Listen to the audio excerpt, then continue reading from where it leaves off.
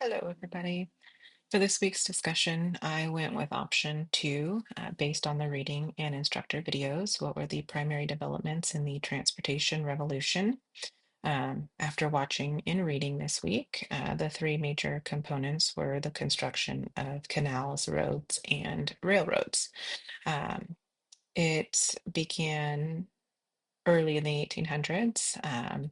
One major breakthrough for them was in 1811 for the construction for the Cumberland Road that connected Maryland to Illinois, funded by the federal government for the benefit of settlers and farmers.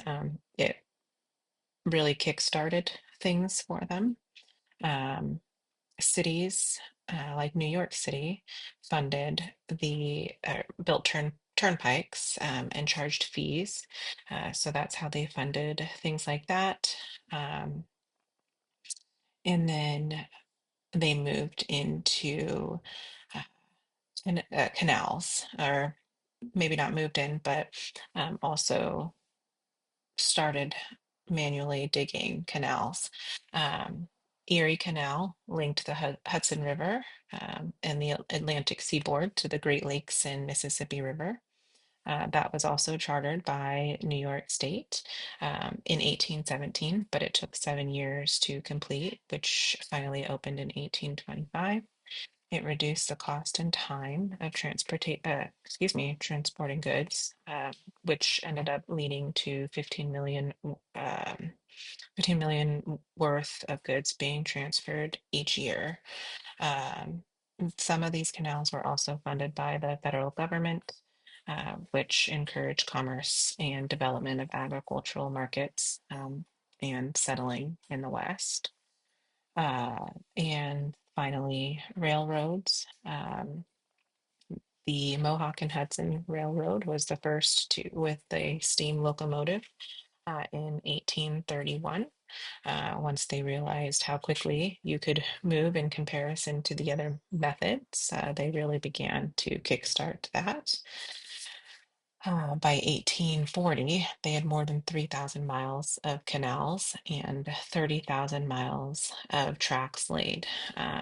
They built these out in a grid-like structure, make things simpler for them. They were able to begin moving manufactured goods from the east to the west, and then agricultural goods from the west to the east, which led to further development. These opportunities connected families and who may have been in more rural areas, didn't have access to a lot of things that they would need to survive. In addition to all of this creation, it led to more job opportunities with the need to mine for coal, steel, and what was that last one? And iron to build the infrastructure. Um, and now today, we have roads all over the place. We still have trains. You know, canals I don't think are used quite as often, or maybe they are, I'm just not aware. Um, but these options are available and they've really led to expansion across the United States.